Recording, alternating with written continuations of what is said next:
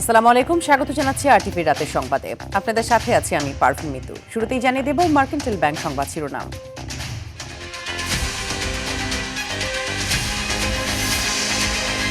ভূমি সেবা পেতে বন্ধ হচ্ছে দুর্নীতি আর হয়রানি, জানালেন প্রধানমন্ত্রী। সেবা দেয়া জনগণের প্রতি করুণা নয়, দায়িত্ব। জমি ব্যবস্থাপনার ক্ষেত্রে অনলাইন সুবিধা নিশ্চিত করায় আমি ব্যক্তিগতভাবে বিশ্বাস করি জমি জমা সংক্রান্ত দুর্ভোগ অনেকাংশেই লাঘব পাবে, দুর্নীতি কিংবা হয়রানির শিকারও হতে হবে। সেপ্টেম্বর অক্টোবর থেকে স্থানীয় সরকার নির্বাচন শুরুর পরিকল্পনা, শেষ হবে 1 বছরের মধ্যে, জানালেন এলজিআরডি প্রতিমন্ত্রী। কিছুতেই কমছে না হাম ও উপসর্গের মৃত্যুর সংখ্যা, আরও 11 শিশুর মৃত্যু। আক্রান্ত হচ্ছে বয়স্করাও, চিকিৎসক স্বাস্থ্যকর্মীদের ছুটি বাতিল। পদ্মা ব্যারেজ না হলে মরুভূমি হবে দক্ষিণ পশ্চিমাঞ্চল, বললেন প্রাণী সম্পদ মন্ত্রী। সীমান্ত দিয়ে পশু আসতে না দেওয়ার ঘোষণা। আমরা কিন্তু নির্দেশনা দিয়েছি যে বর্ডার এলাকায় কোনোভাবে যাতে এবার গবাদি পশু ওই পার থেকে না আসতে পারে, সেই ব্যাপারে সর্বোচ্চ পদক্ষেপ আমরা নিয়েছি। এবং মিরপুর শাহ আলী মাজার ঘিরে সক্রিয় প্রভাবশালী সিন্ডিকেট, মাদক ও অসামাজিক কার্যকলাপের রাজত্ব, জিম্মি এলাকাবাসী।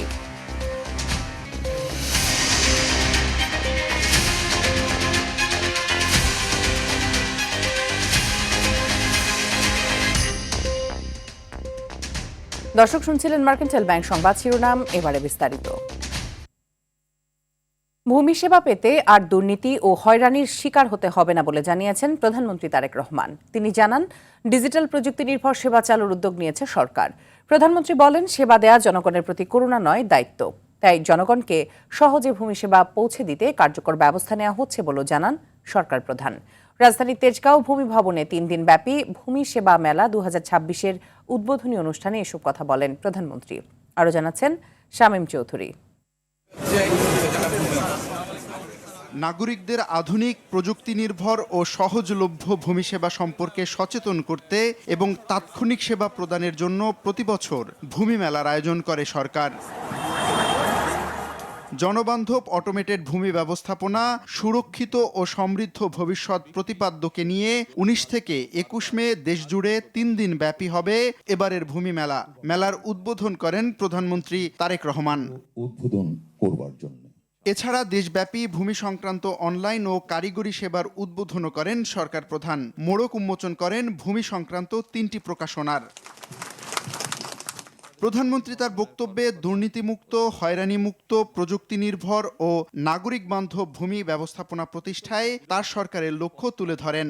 জমি ব্যবস্থাপনার ক্ষেত্রে অনলাইন সুবিধা নিশ্চিত করায় আমি ব্যক্তিগতভাবে বিশ্বাস করি জমি জমা সংক্রান্ত দুর্ভোগ অনেকাংশেই লাঘব পাবে। আমাদের লক্ষ্য এমন একটি ভূমি ব্যবস্থাপনা গড়ে তোলা যেখানে ভূমি সেবা গ্রহণের জন্য মানুষকে আর অযথা অফিসে ঘুরতে হবে না, অথবা দুর্নীতি কিংবা হয়রানির শিকারও হতে হবে না। প্রধানমন্ত্রী বলেন, বর্তমানে আদালতে জমি সংক্রান্ত মামলার সংখ্যাই বেশি, তাই বিচারাধীন এসব মামলার দ্রুততম নিষ্পত্তিকে অগ্রাধিকার দিচ্ছে সরকার। সারা দেশে বিভিন্ন পর্যায়ের আদালতগুলোতে দেওয়ানি এবং ফৌজদারি সব মিলিয়ে খুব সম্ভবত 47 লাখেরও বেশি মামলা বিচারাধীন রয়েছে। এর মধ্যে জমিজমা সংক্রান্ত মামলার সংখ্যাই বেশি। সুতরাং এই মুহূর্তে সরকারের সামনে প্রধান প্রায়োরিটি হচ্ছে আদালতে বিচারাধীন মামলা দ্রুততম নিষ্পত্তি। শুধু জমি সংক্রান্ত বিষয়ই নয়, জনগণকে দেয়া প্রতিটি ওয়াদা বাস্তবায়ন করা হবে বলেও জানান তিনি। আজ থেকে সারা দেশে 3 দিন ব্যাপী এ ধরনের ভূমি সেবা মেলার আয়োজনের মাধ্যমে সরকার জনগণের কাছে আরও একটি নির্বাচনী ইশতেহার পূরণ করতে যাচ্ছে ইনশাল্লাহ। এভাবেই সরকার পর্যায়ক্রমে একের পর এক নির্বাচনী ইশতেহারের প্রতিটি দফা বাস্তবায়নের মাধ্যমে জনগণের কাছে দেওয়া ওয়াদা পূরণের রাজনীতিকে এগিয়ে নিয়ে যাবার চেষ্টা করছে। দীর্ঘ 1.5 দশকের ফ্যাসিবাদী শাসন শোষণের জাতাকলে পিষ্ট দেশের জনগণ রাষ্ট্র ও রাজনীতিতে তাদের অধিকারের প্রতিফলন দেখতে চায় বলেও জানান প্রধানমন্ত্রী তারেক রহমান। ফ্যাসিবাদ শাসন শোষণের জাতাকলে পৃষ্ট দেশের জনগণ বর্তমানে রাষ্ট্র এবং রাজনীতিতে তাদের অধিকারের প্রতিফলন দেখতে চায়। শামীম চৌধুরী, আরটিভি, ঢাকা। দেশের 13তম সিটি কর্পোরেশন হিসেবে বগুড়ায় নতুন প্রশাসক নিয়োগ দেওয়া হয়েছে। বগুড়ার স্থানীয় বিএনপির সহসভাপতি MR ইসলাম স্বাধীনকে প্রশাসক হিসেবে নিয়োগ দিয়েছে স্থানীয় সরকার মন্ত্রণালয়। মঙ্গলবার সচিবালয়ে স্থানীয় সরকার মন্ত্রী মির্জা ফখরুল ইসলাম আলমগীরের কাছ থেকে সকালে নিয়োগপত্র গ্রহণ করেন তিনি। এ সময় প্রতিমন্ত্রী শাহে আলম বলেন, এ বছরের সেপ্টেম্বর-অক্টোবর মাস থেকে স্থানীয় সরকার নির্বাচন শুরু করবে সরকার। আগামী 1 বছরের মধ্যে শেষ করা হবে 5টি স্থানীয় সরকার নির্বাচন। বাজেট পাওয়া সাপেক্ষে কোনো নির্বাচন আগে হবে তা ঠিক করা হবে। সেক্ষেত্রে ইউনিয়ন পরিষদ নির্বাচন দিয়ে শুরু হবে স্থানীয় সরকার নির্বাচন। এরপর ধাপে ধাপে বেশি বাজেটের নির্বাচন আগে হবে। এটি ঘোষণা করেছিলেন এবং নির্বাচিত হওয়ার পর প্রধানমন্ত্রী হিসাবে উনি বগুড়া যে প্রথম সফর করেছেন সেই সফরে উনি ফলক উন্মোচন করেছেন এবং আজকে প্রশাসক নিয়োগের মাধ্যমে বগুড়া সিটি কর্পোরেশন আনুষ্ঠানিক রূপ পেল এবং এই প্রশাসকের হাত ধরেই আগামী কাল থেকেই বগুড়া সিটি কর্পোরেশনের পৌরসভা বিলুপ্ত হয়ে বগুড়া সিটি কর্পোরেশন রূপে আর কার্যক্রম শুরু হবে। একটি শহর যখন সিটি কর্পোরেশনে রূপান্তরিত হয় সেখানে নাগরিক সেবা অবশ্যই বৃদ্ধি পাবে, সেখানে বরাদ্দ বেশি পাবে এবং সেই সিটি কর্পোরেশনের নিজস্ব ডিপিপি প্রণয়নের ক্ষমতা থাকে। ফায়ার সার্ভিস ও সিভিল ডিফেন্স অধিদপ্তরের সামর্থ্য ও সক্ষমতা বৃদ্ধিতে সরকার কাজ করছে বলে জানিয়েছেন স্বরাষ্ট্রমন্ত্রী সালাউদ্দিন আহমদ। রাজধানী পূর্বাঞ্চলে ফায়ার সার্ভিস ও সিভিল ডিফেন্স মাল্টিপারপাস ট্রেনিং গ্রাউন্ডে ফায়ার সার্ভিস ও সিভিল ডিফেন্স সপ্তাহ পদক বিতরণ এবং পাসিং আউট প্যারেড অনুষ্ঠানে 2026 অনুষ্ঠানে প্রধান অতিথির বক্তব্যে তিনি কথা বলেন। সারা দেশে 538টি ফায়ার স্টেশনের মাধ্যমে ফায়ার সার্ভিস সেবা প্রদান করে যাচ্ছে, যা চাহিদার তুলনায় যথেষ্ট নয়। এই বিবেচনায় বর্তমান সরকারের নির্বাচনী ইশতেহার অনুযায়ী ফায়ার সার্ভিস ও সিভিল ডিফেন্সের জন্য উন্নয়ন পরিকল্পনা গ্রহণ করেছে। ফায়ার স্টেশনের মাধ্যমে এই বাহিনী সেবা প্রদান করে যাচ্ছে, যা চাহিদার তুলনায় যথেষ্ট নয়। সেজন্য জনগুরুত্বপূর্ণ বিবেচনায় আমাদের নির্বাচনী ইশতেহারের আলোকে ইতিমধ্যে ফায়ার সার্ভিস ও সিভিল ডিফেন্সের বিভিন্ন উন্নয়ন পরিকল্পনা সাজানো হয়েছে। কমছেই না হামে আক্রান্ত মৃত্যুর সংখ্যা। গত 24 ঘন্টায় হামের উপসর্গ নিয়ে প্রাণ হারিয়েছে 11 শিশু, যার মধ্যে নিশ্চিত হামে মৃত্যু হয়েছে 2 শিশুর। এদিকে হাম ও হামের উপসর্গ নিয়ে গেল 15 মার্চ থেকে এখন পর্যন্ত হাসপাতালে ভর্তি হয়েছে 43,983 জন, আর চিকিৎসা নিয়ে বাড়ি ফিরে গিয়েছে 40,090 জন। হাম ও হামের উপসর্গ নিয়ে 15 মার্চ থেকে এখন পর্যন্ত 398 শিশু প্রাণ হারিয়েছে, যার মধ্যে নিশ্চিত হামে মৃত্যুর সংখ্যা 77।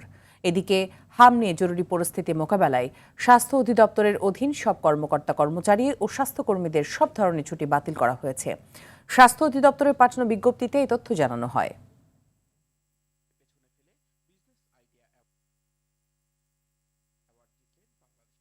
ঈদের পর হাম প্রতিরোধে দ্বিতীয় দফার বিশেষ ক্যাম্পেইন শুরু করবে সরকার। শিশুদের জন্য আইসোলেশন ওয়ার্ডের কোনো ঘাটতি নেই, প্রয়োজন হলে আরও বাড়ানো হবে বলে জানিয়েছেন স্বাস্থ্যমন্ত্রী সরদার মোহাম্মদ শাখাওয়াত হোসেন। ইউনিভার্সাল মেডিকেল কলেজের ক্রিটিক্যাল কেয়ার ইউনিটের উদ্বোধন শেষে এসব কথা বলেন তিনি। টিকা নিয়ে বিভিন্ন মহলে গুজব ছড়ানো হচ্ছে উল্লেখ করে মন্ত্রী বলেন, এসব বিভ্রান্তি মোকাবেলায় সচেতনতা বাড়ানো হচ্ছে। এ সময় তিনি আরও বলেন, বাড়ি বাড়ি গিয়ে শিশুদের টিকা দেওয়া হচ্ছে এবং বিভাগীয় শহরগুলোর স্বাস্থ্যসেবার উন্নয়নেও কাজ করছে সরকার। সেকেন্ড ফেজ ক্যাম্পেইনিং ইনশাল্লাহ ঈদের পরে সিদ্ধান্ত নিয়ে নাইটেকের সাথে সিদ্ধান্ত নিয়ে তাদের সাজেশন মতো আমরা আবার ক্যাম্পেইনিং শুরু করব অল টিকার ইনক্লুডিং এমআর। আমাদের তো আইসোলেশন ভবন, আমরা তো একটা মোবাইল হসপিটালও ঢাকা মেডিকেল কলেজ হাসপাতালে করেছি, প্রয়োজনে আরও করবো যদি ডেঙ্গু আসে। বিগত সরকারের উদাসীনতার কারণে দেশে হামের প্রাদুর্ভাব দেখা দিয়েছে, যার খেসারত এখন জাতিকে দিতে হচ্ছে বলে মন্তব্য করেছেন তথ্য ও সম্প্রচার মন্ত্রী জহিরুদ্দিন স্বপন। তিনি বলেন, বর্তমান সরকার দায়িত্ব নেওয়ার পর প্রয়োজনীয় হামের টিকা সংগ্রহ করেছে। সচিবালয়ের সমসাময়িক বিষয় নিয়ে সংবাদ সম্মেলনে এই কথা বলেন তিনি। তথ্যমন্ত্রী বলেন, জুলাই গণ অভ্যুত্থানে সাংবাদিকদের বিরুদ্ধে হওয়া মামলায় সাংবাদিক ছাড়াও অনেকে আওয়ামী লীগ নেতাকর্মী অপকর্মে জড়িত ছিল। তারা সাংবাদিকতার পরিচয় ধারণ করে সুযোগ সুবিধা নিতে চাচ্ছেন বলে মন্তব্য করেছেন জহিরুদ্দিন স্বপন। কেবলমাত্র বক্তব্যকে প্রতিনিধিত্ব করে। তথ্য মন্ত্রণালয় কিন্তু দেশের টিকাদান কার্যক্রম জোরদার করতে বৃহৎ পরিসরে ভ্যাকসিন সংগ্রহ করছে সরকার। সরকার ইতিমধ্যে 83.6 মিলিয়ন মার্কিন ডলার ইউনিসেফকে প্রদান করেছে, যার মাধ্যমে 10 ধরনের প্রায় 95 মিলিয়ন ডোজ ভ্যাকসিন পাওয়া যাবে। এ মাসের 3রা মে প্রথম চালানের 15 লাখের বেশি ডোজ আইপিভি ভ্যাকসিন দেশে পৌঁছেছে। জুলাই গণ অভ্যুত্থানে সাংবাদিকদের বিরুদ্ধে হওয়া মামলায় সাংবাদিক ছাড়াও আওয়ামী লীগের অনেক নেতাকর্মী অপকর্মে জড়িত ছিল। তারা সাংবাদিকতার পরিচয়ে সুযোগ সুবিধা নিতে চাচ্ছেন বলে মন্তব্য করেছেন তথ্য ও সম্প্রচার মন্ত্রী জহিরুদ্দিন স্বপন। তিনি বলেন, এসব মামলার বাদী সরকার একা নয়। সচিবালয়ে সমসাময়িক বিষয় নিয়ে সংবাদ সম্মেলনে কথা বলেন মন্ত্রী। তিনি বলেন, 16 ডিসেম্বর হযরত শাহজালাল আন্তর্জাতিক বিমানবন্দরের 3য় টার্মিনাল উদ্বোধন করা হবে। হামের টিকা সংকট নিয়ে জানিয়ে তথ্যমন্ত্রী আরও বলেন, হাম রোধে অন্তর্বর্তী সরকারের দায়িত্বহীনতা ছিল।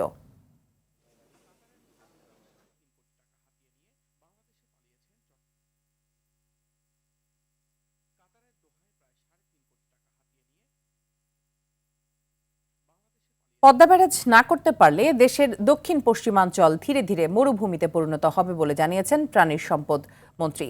আর মৎস্য ও প্রাণী সম্পদ প্রতিমন্ত্রী জানান, দেশে বর্তমানে 1,23,34,000 গবাদি পশুর মজুত রয়েছে। এবারের ঈদে কোনো চোরাই পশু দেশে ঢুকতে দেওয়া হবে না। অন্যদিকে স্থানীয় সরকার প্রতিমন্ত্রী বলেন, সিটি মেয়র এলাকার সকল সমস্যার সমাধান দিতে পারে না, তাই সিটি গভর্নমেন্ট গঠনের উদ্যোগ নেওয়া হবে। আরও জানাচ্ছেন শামীম চৌধুরী। ঢাকা বিশ্ববিদ্যালয়ের সিনেট ভবনে ঘোষণাপত্র থেকে বাস্তব পদক্ষেপ ও চ্যালেঞ্জ এগিয়ে নেওয়া শীর্ষক সিটিজেন ডায়ালগের এ সেমিনার অংশ নেন 3 মন্ত্রণালয়ের মন্ত্রী ও প্রতিমন্ত্রী। যেটি ঢাকায় সংক্ষিপ্ত নাম রাজু। সেমিনারে পানি সম্পদ মন্ত্রী শহীদুদ্দিন চৌধুরী অ্যানি বলেন, খাল খনন নিয়ে বিরোধী দল নানান কথা বললেও দেশের নানামুখী উন্নয়নের জন্য এটি গুরুত্বপূর্ণ।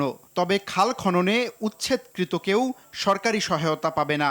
এই যে আমাদের দক্ষিণ পশ্চিমাঞ্চল উত্তরাঞ্চল, সেখানে বর্ষার পর যখন মরুভূমি হয়ে যায়, সেখান থেকে যদি আমাদেরকে বের হতে হয়, এই পদ্মা ব্যারেজ সেখানে আমরা যদি না করতে পারি, তাহলে এই মরুভূমি হতে হতে ওই অঞ্চলে মানুষ বসবাসযোগ্য হওয়ার কোনো উপায় থাকবে না। সেমিনারে মৎস্য ও প্রাণী সম্পদ প্রতিমন্ত্রী সুলতান সালাউদ্দিন টুকু বলেন, প্রয়োজনীয় গবাদি পশু মজুদ থাকায় এবার বর্ডারে বিজিবি সতর্ক অবস্থায় থাকবে, যাতে কেউ চোরাই পশু আনতে না পারে। পার্শ্ববর্তী দেশ থেকে আপনারা জানেন যে অনেক গবাদি পশু আসে, গরু আসে, সেটি কিন্তু এই মুহূর্তে আমাদের প্রয়োজন নেই। আমরা কিন্তু নির্দেশনা দিয়েছি যে বর্ডার এলাকায় কোনোভাবে যাতে এবার গবাদি পশু ওই পার থেকে না আসতে পারে, সেই ব্যাপারে সর্বোচ্চ পদক্ষেপ আমরা নিয়েছি। একই সেমিনারে অংশ নিয়ে স্থানীয় সরকার প্রতিমন্ত্রী মীর শাহে আলম জানান, নগর হয়রানি দূর করতে সকল সিটিতে সিটি গভর্নমেন্ট তৈরি করা হবে। পৃথিবীর বিভিন্ন দেশে যেটি রয়েছে সিটি গভর্নমেন্টের মেয়রের আন্ডারে ওই সিটির পুলিশ তার অধীনে, ওই সিটির বিদ্যুৎ বিভাগ তার অধীনে, পানি সরবরাহ লাইন তার অধীনে, পয়ঃনিষ্কাশন লাইন তার অধীনে। আমার মনে হয় যে এখন আমাদের কাছে সময় এসেছে এই বিষয়টি নিয়ে নতুন করে চিন্তা করব। সরকার মানুষের কাছে দেয়া সকল প্রতিশ্রুতি রক্ষা করবে বলেও জানান প্রতিমন্ত্রী। ঢাকা মহানগরীতে বর্তমান পানির চাহিদা হচ্ছে 320 কোটি লিটার। শামীম চৌধুরী, আরটিভি, ঢাকা। মিরপুর শাহ আলীর মাজার ধর্মপ্রাণ মানুষের কাছে একটি পবিত্র স্থান। ঐতিহ্যবাহী এই মাজার পরিণত হয়েছে মাদকের আখড়ায়। প্রতি বৃহস্পতিবার সাপ্তাহিক ওরসের দিনে মাজার প্রাঙ্গণ ও সামনের প্রধান সড়ক দখল করে সারা রাত চলে অসামাজিক নাচগান। নিয়মিত বিক্রি হয় গাঁজা, ইয়াবা সহ ভয়ঙ্কর সব মাদক। রাত বাড়ার সঙ্গে সঙ্গেই প্রকাশ্যে চলাফেরা করে অসংখ্য যৌনকর্মী। এলাকাবাসীর অভিযোগ, মাজার ঘিরে রয়েছে প্রভাবশালী সিন্ডিকেট। ভয়ে তাদের বিরুদ্ধে কথা বলে না কেউ। রানা আহমেদের ক্যামেরায় হাসান মাহমুদের রিপোর্ট।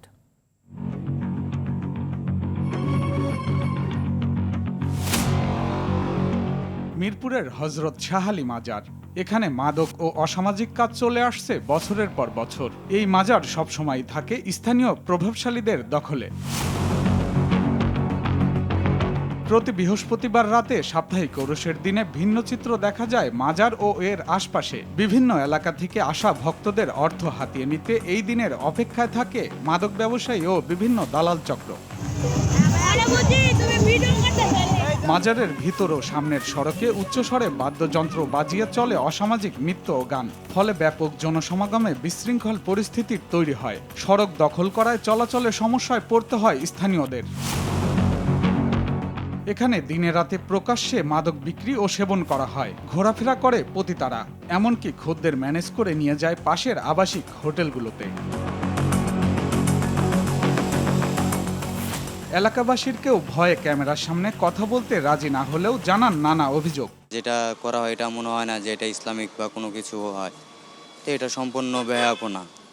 আরও শৃঙ্খলা হয়, যেরকম মাদক বিক্রি করাকালীন এখানে কিছু মানুষ পাওয়ার খাটায় যে আমি এখানে ব্যবসা করব, আরেকজন করতে পারবে না, এরকম মারধর করা পর্যন্ত হয়। নানা রকমের মানুষের ড্রিঙ্ক করে ওখানে টাকা দিচ্ছে এবং মেয়েদের বুকে টাকা দিচ্ছে। তাদের উপরে যে কিছু বলবে, তারা কিছু সিন্ডিকেট আছে তাদেরকে টাকা পয়সা দিয়ে এগুলো অফ রাখে।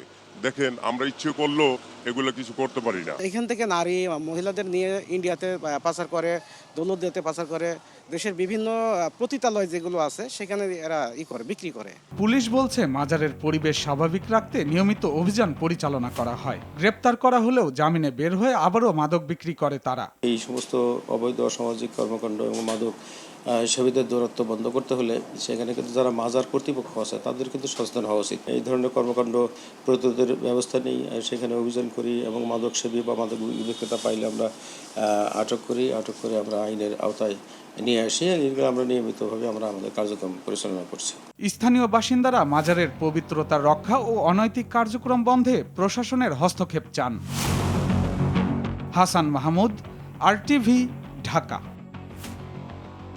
বন্ধ পাটকল পুনরায় চালু করতে বেসরকারি খাতের সঙ্গে সমন্বয় করবে সরকার, এমনটি জানিয়েছেন বাণিজ্য মন্ত্রী খন্দকার আব্দুল মুক্তাদির। মঙ্গলবার সকালে রাজধানীর ফার্মগেটে বহুমুখী পাট পণ্যের মেলা উদ্বোধন অনুষ্ঠানে কথা বলেন তিনি। বলেন, দীর্ঘদিনের স্থবিরতা কাটিয়ে পাট খাতকে পুনরুজ্জীবিত করতে কাজ করছে সরকার। এই খাতে প্রয়োজনীয় নীতি সহায়তা দিয়ে পাট শিল্পকে আবারও চাঙ্গা করার উদ্যোগ নেওয়া হবে বলেও জানান তিনি। অন্যদিকে টেকসই দায়িত্বশীল আচরণ না করায় সম্ভাবনা থাকা সত্ত্বেও চামড়াজাত পণ্যের রপ্তানিতে পিছিয়ে পড়ছে বাংলাদেশ। এই সংকট দূর করা গেলে শুধু চামড়াজাত পণ্য নয়, অন্তত 4টি খাতে কয়েক বিলিয়ন আয় করা সম্ভব বলে মনে করেন বাণিজ্য মন্ত্রী। ৬,০০০ টন পাট বীজ এটি আগামী দিনে বাংলাদেশে উৎপাদন করতে হবে। এটি হচ্ছে লক্ষ্য নাম্বার 1। যে কোনো শ্রমের আপনি যদি উপযুক্ত মূল্য না দেন তাহলে এটার কোনো ইনসেন্টিভ নাই। এটার মোটিভেশন ইনসেন্টিভটাই হচ্ছে যে এটা একটা ফেয়ার প্রাইস পাবে। FBCCI innovation and research centre ও সাপোর্ট ফ্রম জাপানের মধ্যে joint project development and research mobilization শীর্ষক MOU স্বাক্ষর অনুষ্ঠিত হয়েছে। দুপুরে IRC মিলনায়তনে চুক্তি স্বাক্ষর অনুষ্ঠিত হয়। বক্তারা বলেন, চুক্তির মাধ্যমে গবেষণা, উদ্ভাবন, প্রযুক্তি হস্তান্তর, দক্ষতা উন্নয়ন ও স্টার্টআপ ইকোসিস্টেম শক্তিশালীকরণে যৌথভাবে কাজ করবে দুই প্রতিষ্ঠান। অনুষ্ঠানে প্রধান অতিথি ছিলেন মোস্তফা আজাদ চৌধুরী বাবু এবং সভাপতিত্ব করেন MM মোমেন। বক্তারা আরও বলেন, এই অংশীদারিত্ব যুব ও নারী উদ্যোক্তাদের ক্ষমতায়ন এবং বাংলাদেশের প্রতিযোগিতামূলক সক্ষমতা বৃদ্ধিতে গুরুত্বপূর্ণ ভূমিকা রাখবে। রাতের সংবাদ এ পর্যন্তই। মধ্যরাতের সংবাদ 1টায় দেখা আমন্ত্রণ রইল। ধন্যবাদ সবাইকে।